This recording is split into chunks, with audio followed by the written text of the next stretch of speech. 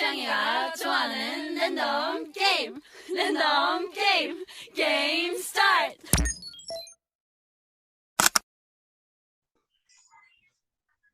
Assalamualaikum warahmatullahi wabarakatuh. Waalaikumsalam warahmatullahi wabarakatuh. Baik, perkenalkan nama saya Nila Maulidia Kamila. Pada kesempatan kali ini saya akan mempresentasikan mengenai etika komunikasi.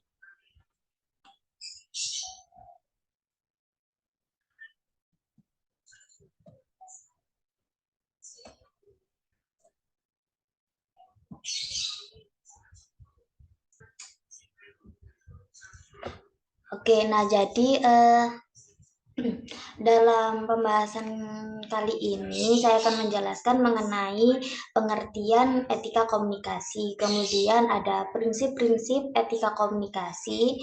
Kemudian ada hal-hal yang harus diperhatikan dalam etika komunikasi. Selanjutnya ada hal-hal yang harus dihindari dalam etika komunikasi. Dan yang terakhir ada langkah-langkah menerapkan etika komunikasi yang baik.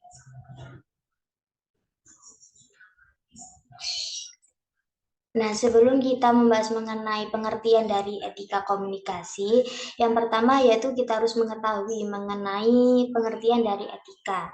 Nah, etika sendiri berasal dari bahasa Yunani, yakni dari kata ethos. Nah, ethos itu berarti karakter atau adat kebiasaan.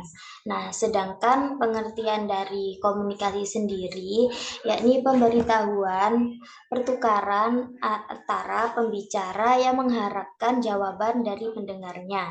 Nah, di mana dalam komunikasi ini itu terjadi hubungan timbal balik, di mana hubungan timbal balik itu terjadi antara pembicara dengan pendengarnya. Dan dalam komunikasi sendiri ini tuh diharapkan komunikasi yang terjalin itu bisa dua arah begitu. Nah, jadi kesimpulan dari pengertian etika komunikasi sendiri, etika komunikasi merupakan norma, nilai, kebiasaan atau adab dan aturan tingkah laku yang baik dalam kegiatan berkomunikasi. Nah, baik itu dengan individu yang terjalin antara individu di lingkungan di sekitarnya.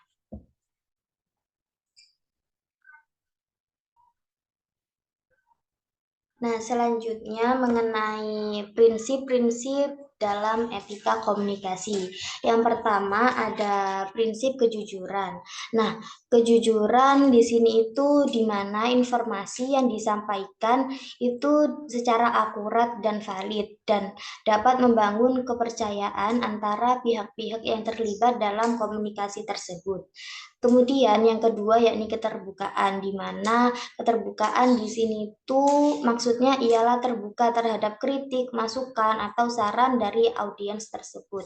Nah, keterbukaan ini tuh juga mencakup kemampuan untuk mendengarkan dengan baik, di mana kita dalam melakukan komunikasi diharapkan dapat mendengarkan apa yang disampaikan oleh lawan bicara kita dengan baik. Kemudian yang ketiga yaitu tanggung jawab. Nah, tanggung jawab di sini itu berarti bersikap tanggung jawab dan mempertimbangkan konsekuensi atas informasi yang kita sampaikan.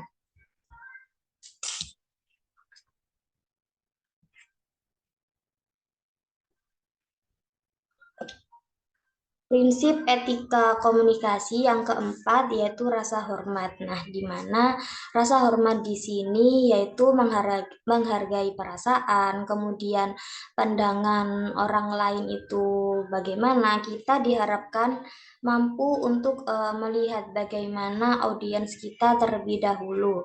Entah itu audiens kita dari kalangan orang yang lebih tua dari kita atau mungkin yang lebih muda dari kita. Kemudian rasa hormat sendiri juga berarti menghargai perbedaan budaya dan latar belakang dari lawan bicara kita tersebut. Dan prinsip dari etika komunikasi yang kelima yaitu empati, di mana empati ini tuh berarti kemampuan untuk memahami dan merasakan apa yang dirasakan oleh orang lain. Di mana kita dalam menyampaikan komunikasi atau informasi tersebut, diharapkan kita juga dapat memposisikan diri kita sebagai audiens dari kita sendiri. Nah, dan yang terakhir yaitu menghindari ujaran kebencian, di mana komunikasi atau informasi yang kita sampaikan itu diharapkan tidak bermaksud untuk menyinggung atau mendiskriminasi dari kelompok tertentu.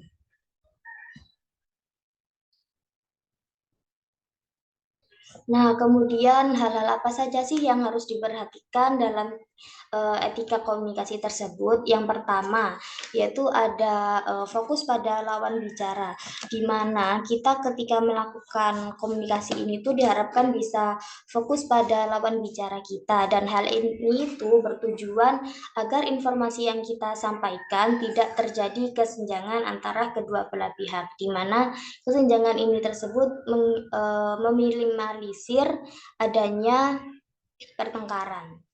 Dan yang kedua, yakni bahasa dan penyampaian yang santun. Diharapkan kita dalam menyampaikan informasi atau komunikasi itu menggunakan bahasa yang baik, sopan, dan santun agar komunikasi yang kita sampaikan itu dapat didengar dengan mudah oleh audiens atau lawan bicara kita. Nah, selanjutnya yaitu fokus pada masalah. Nah, di mana fokus pada masalah ini tuh komunikasi yang kita bicarakan itu to the point gitu ya, tidak bertele-tele, tidak banyak basa-basi, dan di mana informasi yang kita sampaikan itu harus jelas.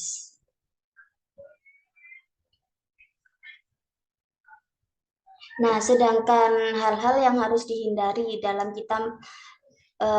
etika komunikasi ini tuh yang pertama ada penggunaan kalimat tidak baku, di mana dalam komunikasi yang kita sampaikan itu diharapkan menggunakan kalimat yang baku agar orang lain tersebut atau lawan bicara kita merasa dihargai dengan kita menggunakan kalimat yang baku tersebut. Dan yang kedua yakni berbicara sambil melakukan hal lain. Nah, hal ini tuh tidak harus dihindari begitu ya ketika kita melakukan komunikasi, karena hal ini bisa membuat kita tidak fokus dan orang lain itu juga akan merasa tersinggung karena kehadiran mereka juga tidak kita hargai gitu ya. Ketika kita misalnya kayak melakukan komunikasi kita sambil bermain handphone atau sebagainya. Nah, yang harus dihindari yang ketiga yaitu terlalu banyak basa-basi, di mana informasi yang kita sampaikan itu tidak tahu gitu, kayak fokusnya mau kemana, kemudian tidak to the point, dan dalam komunikasi formal itu kita tidak memerlukan basa-basi, harus to the point sesuai dengan tujuan apa yang mau kita sampaikan. Dan yang keempat ada penggunaan intonasi yang salah. Nah, penggunaan intonasi yang salah ketika kita melakukan komunikasi itu sangat diperhatikan gitu ya, Diman. Kita juga harus mengontrol bagaimana nada suara kita, dan diharapkan ketika kita melakukan komunikasi nada yang kita gunakan atau intonasinya itu tidak terlalu tinggi dan juga tidak terlalu rendah.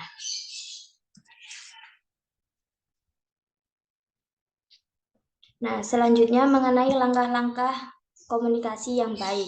Yang pertama yaitu kita harus menyiapkan komunikasi terlebih dahulu atau persiapan komunikasi.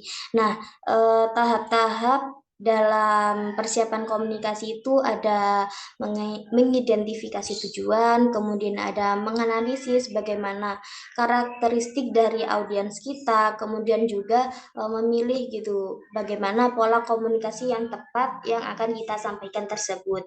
Dan yang kedua, penyampaian pesan atau informasi, di mana teknik dalam penyampaian pesan atau informasi ini tuh dibagi menjadi dua, yakni ada teknik secara verbal maupun nonverbal. Nah, verbal itu seperti intonasinya tepat, kemudian mengatur kecepatan kita dalam berbicara, kemudian memberikan jeda sedikit ketika kita berbicara seperti itu. Sedangkan untuk nonverbal yakni menjaga kontak mata dengan lawan bicara kita, kemudian menunjukkan ekspresi wajah kita yang sesuai dan memperhatikan gerak-gerik tubuh kita. Dan yang ketiga yakni manajemen umpan balik dan evaluasi. Nah, dalam manajemen umpan balik dan evaluasi itu bisa mencakup mengenai respon dari lawan bicara kita. Kita harus memberikan respon yang baik, kemudian mengelola perbedaan pendapat, kemudian juga ada mengukur pemahaman penerima pesan jika kita melakukan komunikasi di media elektronik gitu misalnya. Kemudian juga ada mengidentifikasi hambatan dalam komunikasi serta dalam evaluasi itu kita mengembangkan bagaimana rencana perbaikan untuk komunikasi yang kita lakukan selanjutnya. Oke, jadi etika dalam komunikasi ini tuh sangat penting gitu ya, dikarenakan kita kan juga sehari-hari melakukan komunikasi dengan orang lain dan diharapkan komunikasi yang kita lakukan itu dapat disampaikan dengan baik dan kita juga menerapkan bagaimana cara etika komunikasi yang benar.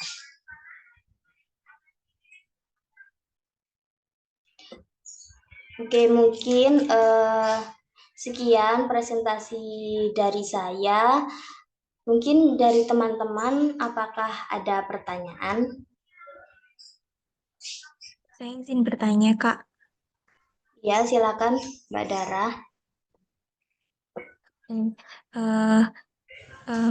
Pada zaman sekarang ini kan komunikasi itu emang nggak cuma di secara langsung atau tatap muka gitu ya, tetapi juga lewat sosial media. Nah, yang ingin saya tanyakan, gimana caranya supaya kita ini bisa menjaga komunikasi kita supaya tetap baik, apalagi kalau misal dengan memberikan komentar di TikTok, Twitter, Instagram, dan sebagainya, kayak gitu. Nah, gimana caranya menjaga etika, khususnya dalam berkomentar di sosial media gitu, Kak? Makasih. Oke, jadi zaman sekarang informasi itu kan tidak hanya disampaikan melalui seperti kita kayak tatap langsung gitu ya, tetapi juga pada zaman sekarang itu banyak sekali orang yang berkomunikasi melalui media sosial. Contohnya seperti memberikan komentar di sosial media di TikTok, Twitter, Instagram atau sebagainya. Nah, yang pertama kita harus menjaga etika komunikasi itu yakni menyaring terlebih dahulu informasi yang disampaikan dari media tersebut. Misalnya kita kayak menemukan informasi tersebut. Nah, sebelum kita kayak komen atau memberikan tanggapan, itu sebaiknya kita menyaring informasi terlebih dahulu, mencari bagaimana faktanya, kemudian apakah informasi yang disampaikan dari media tersebut benar atau mungkin salah gitu. Jadi kita diharapkan untuk mencari informasi terlebih dahulu gitu ya mengenai informasi yang disampaikan oleh media tersebut.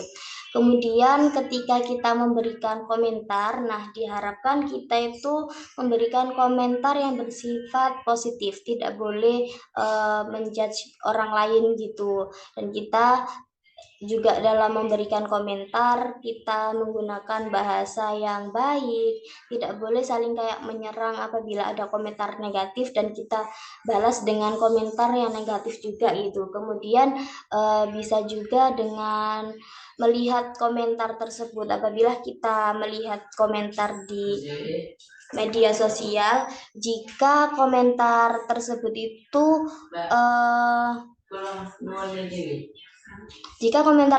itu bersifat kayak kurang baik gitu atau kurang pantas dilihat oleh orang lain, dan kita tidak boleh membalas komentar tersebut dengan komentar yang jelek juga. Tetapi di situ kan kayak ada fitur laporkan. Nah, itu mungkin bisa juga dengan menggunakan fitur tersebut, fitur laporkan komentar jahat tersebut, seperti itu. Nah, dari Mbak Dara, apakah ada balikan? Sudah cukup, Kak, sudah bisa dipahami. Baik, terima kasih. Mungkin dari teman-teman yang lain, apakah ada pertanyaan? Saya izin bertanya, Kak. Iya, silakan Mbak Nisa. Oke, baik. Eh, izin bertanya, mungkin bagaimana ya Mbak jika kita sedang komunikasi dengan teman, kemudian kita itu lagi asik berbicara, tapi teman itu kelihatan kayak nggak excited gitu loh mendengarkan cerita kita. Dia itu sibuk main HP sendiri. Nah, dari hal tersebut, kira-kira yang saya bisa lakukan apa ya Mbak ya? Terima kasih. Baik, terima kasih Mbak Nisa atas pertanyaannya.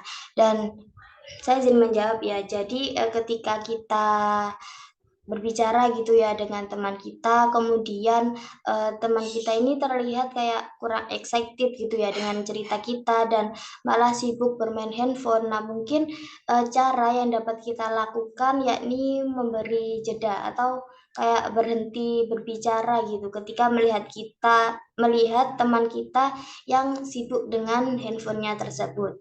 Misalnya kita sedang berbicara dan kemudian teman kita itu sibuk bermain handphone, ya sudah kita kayak stop berbicara gitu sambil menunggu teman kita selesai bermain handphonenya tersebut. Dan atau kita juga bisa menunggu sampai teman kita itu mengalihkan pandangannya ke kita, bisa fokus ke kita. Atau juga bisa juga dengan kita berhenti bicara sebentar dari apa yang kita bicarakan sebelumnya dan memberikan pengertian kepada teman kita mengenai misalnya kayak bisa nggak kamu dengerin aku dulu sebentar, aku mau bicara. Nah, bisa dengan cara tersebut. Baik, dari Mbak Nisa, apakah masih ada yang ingin ditanyakan? Sudah cukup Mbak, terima kasih banyak. Baik, terima kasih. Mungkin dari teman-teman yang lain, apabila sudah tidak ada pertanyaan atau tanggapan yang ingin disampaikan, presentasi kali ini dapat saya akhiri. Saya ucapkan terima kasih kepada teman-teman. Saya tutup. Wassalamualaikum warahmatullahi wabarakatuh. Selamat siang. Waalaikumsalam warahmatullahi wabarakatuh. Selamat siang. Assalamualaikum warahmatullahi wabarakatuh.